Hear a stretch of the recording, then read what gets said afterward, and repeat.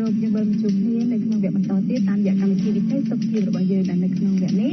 ខ្ញុំនឹងធ្វើការបង្ហាញជូនទូរទស្សនិកជនពីវិធីងាយៗក្នុងការធ្វើទឹកផ្លែឈើឬក៏ទឹកបន្លែបង្ការផ្សេងៗដែលវាមានអត្ថប្រយោជន៍សម្រាប់សុខភាពរបស់លោកអ្នកដូច្នេះនៅក្នុងសប្តាហ៍នេះខ្ញុំសូមបង្ហាញជូននៅវិធីក្នុងការធ្វើទឹករបាយជាមួយនឹងក្រូចឆ្មាចាទឹករបាយក្រូចឆ្មានេះគឺជារូបមន្តថ្មីដែលកម្មវិធីរបស់យើងនឹងបង្ហាញជូនដល់ទូរទស្សនិកជនព្រោះថាចំពោះទឹករបាយក្រូចឆ្មាមិនត្រឹមតែមានអត្ថប្រយោជន៍សម្រាប់សុខភាពរបស់យើងទេវាក៏ធ្វើឲ្យសម្រស់របស់យើងមានភាពស្រស់ស្អាតផងដែរចាមុននឹងទូរទស្សនិកជនទស្សនាពីវិធីក្នុងការធ្វើទឹករបាយក្រូចឆ្មាខ្ញុំសូមជម្រាបជូនពីគ្រឿងផ្សំរបស់ចាទឹករបាយក្រូចឆ្មាដល់ទូរទស្សនិកជនជំនាន់សិនដែលក្នុងនោះយើងត្រូវការផ្លែត្របែកចំនួន2ផ្លែចាដោយសារតែខ្ញុំត្រូវការធ្វើទឹករបាយក្រូចឆ្មានេះចំនួន2ការដូច្នេះខ្ញុំត្រូវការផ្លែត្របែកស្រស់ៗគឺចំនួន2ផ្លែជាមួយនឹងផ្លែក្រូចឆ្មាក៏ដូចគ្នាដែរ2ផ្លែចាព្រោះថាក្នុងមួយការយើងប្រើចំនួន1ផ្លែនិងមួយការទៀតប្រើចំនួន1ផ្លែទៀតចាហើយយើងលាយជាមួយនឹងទឹកស្កររួមជាមួយនឹងទឹកឆ្អិនចាដូច្នេះលោកអ្នកបានទទួលជ្រាបហើយពីគ្រឿងផ្សំក្នុងការធ្វើទឹករបាយក្រូចឆ្មាជាបន្តនេះខ្ញុំសូមបង្ហាញជូនពីវិធីក្នុងការធ្វើតែម្ដងដំបូងគឺយើងត្រូវលាងទឹកវាឲ្យស្អាតសិនដូច្នេះបន្ទាប់ពីយើងលាងទឹករបាយនេះស្អាតហើយខ្ញុំសូមចិតផ្លែត្របែកនេះដែលយើងត្រូវការយកតែសាច់របស់វាតែប៉ុណ្ណោះចំពោះគ្រាប់របស់វាដោយសារតែវាមាន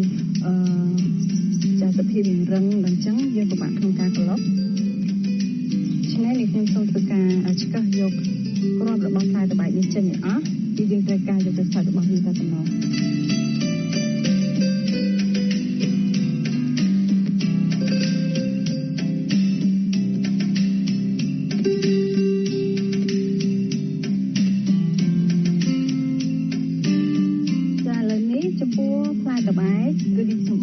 រួចរាល់ហើយដូច្នេះខ្ញុំនឹងធ្វើការលាយជាមួយនឹងគ្រឿងផ្សំផ្សេងៗទៀតចាបន្ទាប់ពីយើងដាក់ផ្លែត្របែកចូលហើយជាបន្តនេះខ្ញុំដាក់ទឹកស្ករចំនួន5ស្លាបព្រាកាហ្វេចូលនៅក្នុងនោះបើសិនជាទូរទស្សនិកជនចង់បាននៅរសជាតិស្រៀងផ្អែមចាលោកអ្នកក៏អាចបន្ថែមនៅស្ករនេះចូលឲ្យបានច្រើនក៏បានដែរចាបន្ទាប់ពីដាក់ទឹកស្ករចូលបន្តនេះខ្ញុំដាក់ទឹកឆ្អិនចូលចាសូមបញ្ជាក់ជូនដែរបើសិនជាបងប្អូនចង់បាននៅរសជាតិទឹកត្របែកក្រូចឆ្មានេះលក្ខណៈត្រជាក់យើងអាចដាក់ទឹកកកចូលបានតែនៅក្នុងនេះខ្ញុំសូមដាក់ទឹកចូលល្មមចាដូច្នេះគ្រឿងផ្សំរបស់យើងគឺបានលាយរួចរាល់ហើយ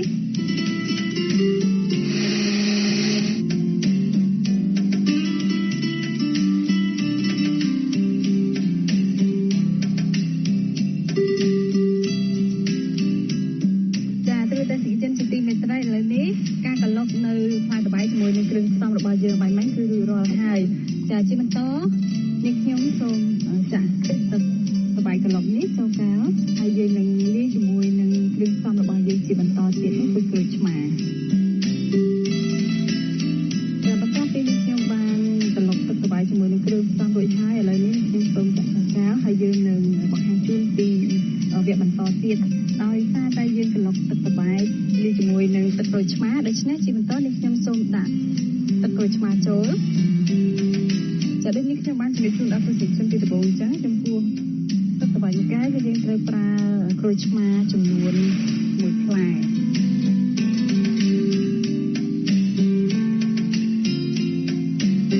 ចាឥឡូវរួចរាល់ហើយប៉ុន្តែដើម្បីឲ្យ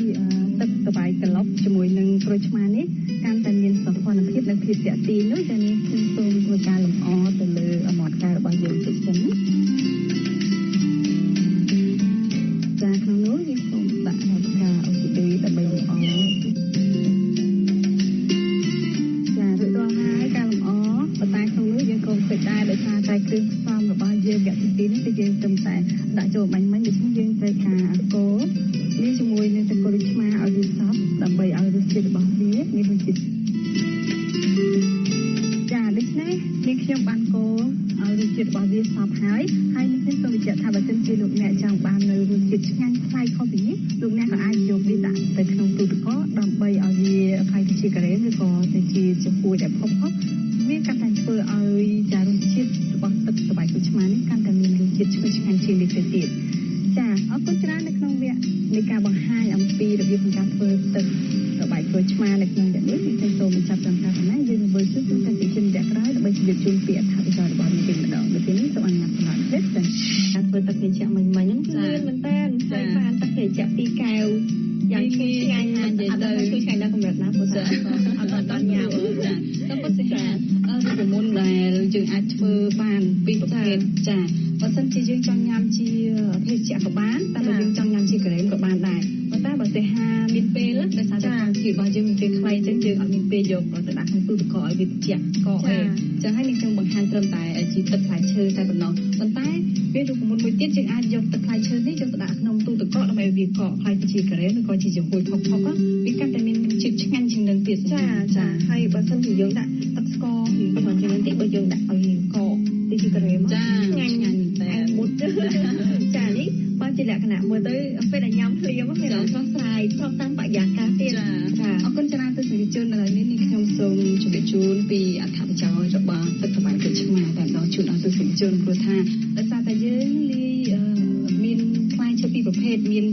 ត្របែកនិងក្រូចឆ្មាដូច្នេះនេះខ្ញុំសូមចែកវាដាច់ណាពីអត្ថប្រយោជន៍ផ្លែត្របែកហើយនិងផ្លែក្រូចឆ្មាចាចំពោះផ្លែត្របែកវិញគឺវាជួយសម្រកទម្ងន់និងគ្រប់គ្រងបញ្ហាទឹកនោមផ្អែមចាហើយនឹងការពារក្រពេញប្រូស្តាតគឺជាក្រពេញមានជីវិតឈ្មោះណាចានឹងជួយថែរក្សាស្បែកនិងធ្វើឲ្យស្បែកមានសំណើមស្រស់ស្អាតក្មេងខ្ចីចាព្រោះវាមានសម្បូរទៅដោយវីតាមីន A វីតាមីន B និងវីតាមីន C និងប៉ូតាស្យូមដែលជួយកម្ចាត់នៅជាតិកខ្វក់និងទប់ស្កាត់នូវភាពជ្រីជ្រួញជាដើមផងដែរហើយមិនត្រឹមតែផ្លែត្របែកដែលយើងគួរតែអាសាញ៉ាំទេសូម្បីតែស្លឹករបស់ត្របែកហ្នឹងក៏យើងគួរតែញ៉ាំដែរតែមិនមែនញ៉ាំចិត្តតែញ៉ាំទេយើងមានវិធីចាយើងបុក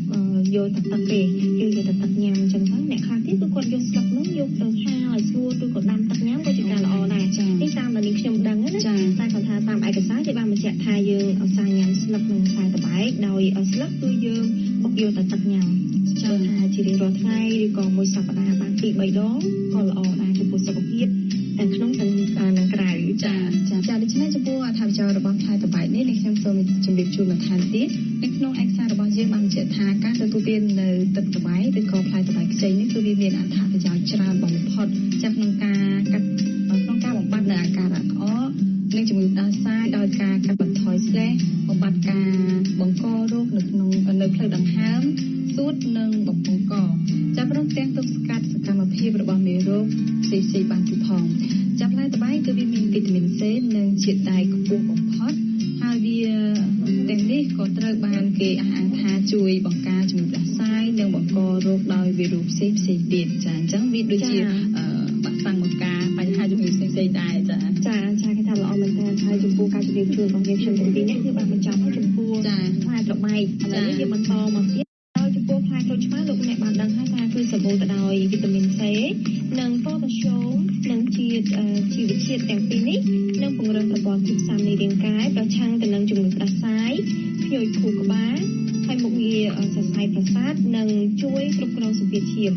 ចាហើយបន្ថែមពីនោះទឹកក្រូចឆ្មាក៏ជាអាហារប្រភេទ alkaline គឺធ្វើឲ្យ pH មានតុល្យភាពនេះហើយគឺជាគន្លឹះសំខាន់ដើម្បីជួយឲ្យសុខភាពរបស់យើងល្អចាអ្នកអាចទទួលទានអាហារមានជាតិអាល់កាឡាញច្រើនគឺវាអាចជួយឲ្យអ្នកសម្រកទម្ងន់បានលឿនបំផុតតែចំពោះសម្រាប់យ៉ាងជាបន្តទៀតនៃអាហារក្រូចឆ្មាគឺនេះខ្ញុំសូមជម្រាបជូនតែម្ដងចំពោះការរំលាយអាហារគឺការរំលាយអាហារនៃរាងកាយរបស់យើងគឺចាំបាច់បំផុតដែលយើងគួរតែយកចិត្តទុកដាក់អញ្ចឹងចំពោះឯកសារគេបានបញ្ជាក់ថា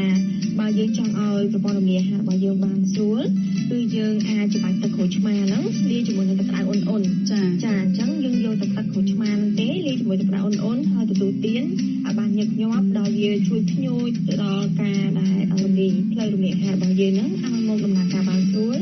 និងជួយសម្រួលដល់ការបញ្ចេញជាតិពុលនៅក្នុងផ្លូវអាហារហ្នឹងគឺបានល្អចាឃើញថាពិតជាចំណុចមួយដែលយើងគួរតែកត់ចំណាត់ទុកព្រោះថារាល់ថ្ងៃហ្នឹងបើយើងមិនយកចិត្តចំពោះការរំលាយអាហារហ្នឹងទេប្រព័ន្ធរំលាយអាហាររបស់យើងទេគឺយើងសុខភាពមិនល្អ